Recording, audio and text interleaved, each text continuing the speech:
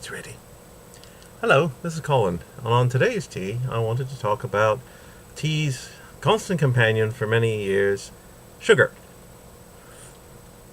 I don't use it myself, but sugar, as we all know, most plants contain some amount of sugar, but there are only two plants which actually contain enough sugar to make it economically viable to harvest. That would be sugar cane, which was grown first in India, southern parts of India.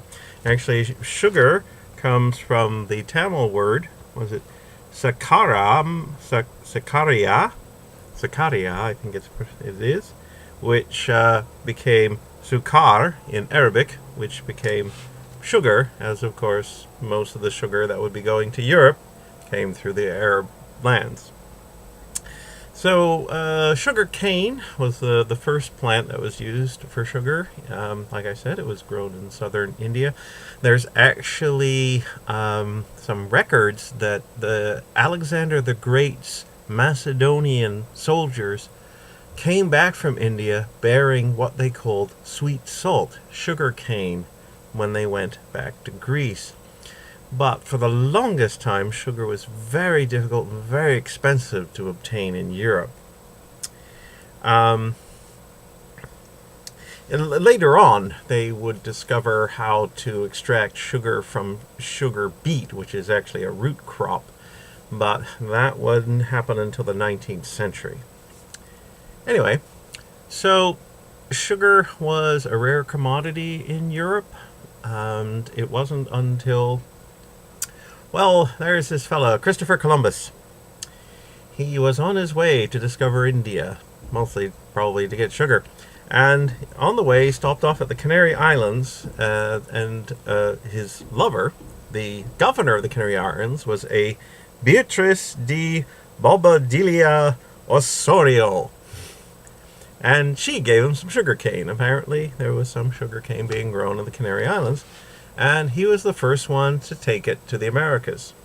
And of course, the production of sugar was a terrible disaster for everybody living in the West Indies, in particular, as whole populations of native peoples were either wiped out or pushed aside or submerged in massive waves of immigration. Well, let's call it slavery. What it was slavery, because the West Indies, it was discovered, was a perfect place to grow sugar cane. And the best way to grow sugar cane was through large plantations, which used a lot of labor. And the problem was with employing Europeans is that once you got them down to the West Indies, they tended to die in droves. And this was kind of big from the tropical diseases. And it was expensive. So this is really the beginning of what would become the slave trade, the great blight on civilization, between Africa, the West Indies, the Americas, and into Europe, where the slaves were brought in to harvest the sugar. And it was, in the 18th century, before the 18th century, sugar was a very rare and expensive commodity in Europe. It was often used medicinally, actually, because they would use the sugar to sweeten herbal remedies that people were given. So you would get your medicine with a spoonful of sugar.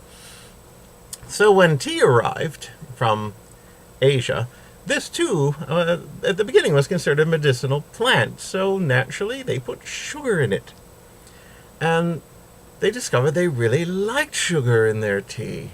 And from the beginning of the 18th century or so, when sugar was a rare commodity, then the establishment of the sugar plantations in the West Indies, by the 19th century, sugar was considered an essential to life. You could not do without it.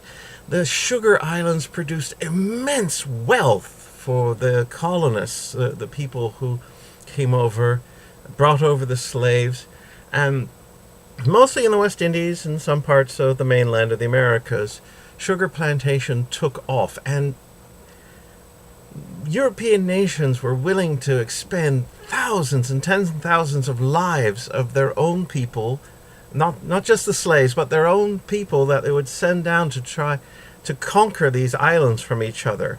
They were considered incredibly strategic assets.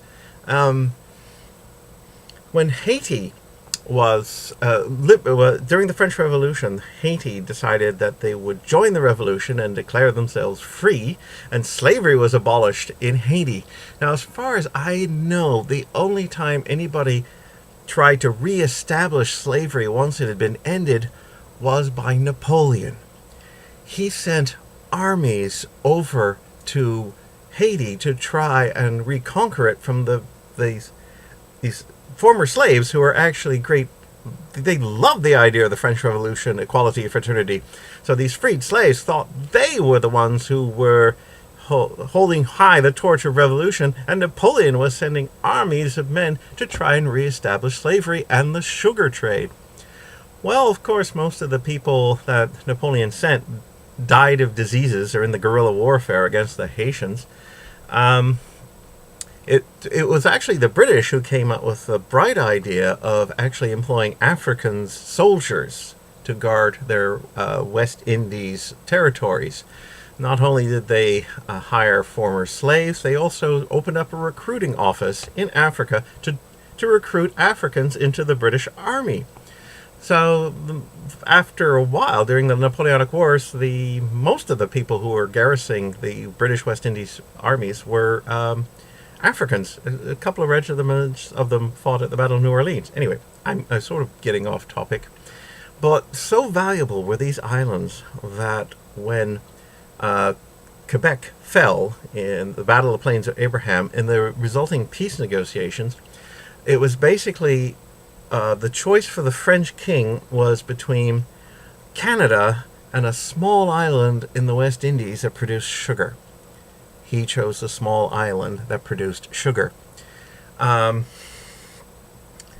So you can see just how important sugar was. One of the to the Europeans, and so much of that sugar was dumped into tea. So tea is it's rather sad to think that tea is rather caught up in the disgraceful history. When slavery was abolished, eventually in these colonies, much of many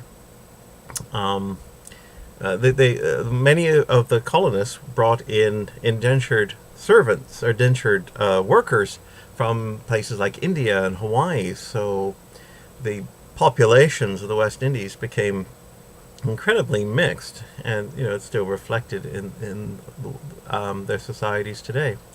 And of course, tea was all a part of that. Sometimes you think that maybe tea had just become a way of transmitting sugar into the mouths of Europeans. There are cultures, particularly I can think of in Africa, in North Africa, where enormous amounts of sugar is poured into tea. Mint tea, it's very popular. But I do note that in China, if you put sugar in your tea, it's considered effeminate. Anyway, I don't use sugar in my tea. I never had. I want to taste the tea. And I think it's a barbaric practice, but each to his own, I suppose. Cheers.